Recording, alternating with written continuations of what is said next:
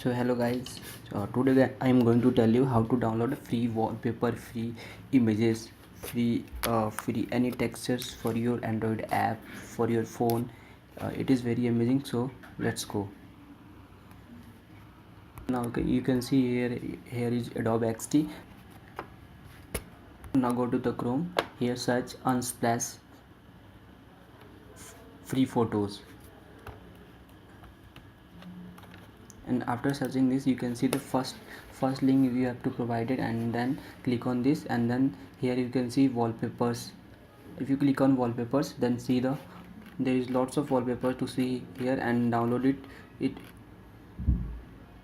and there is no ad, there is no any other option to buy, and simply click it and download it. And now natures, all photos are free, literally free. And here you can see now natures all photos.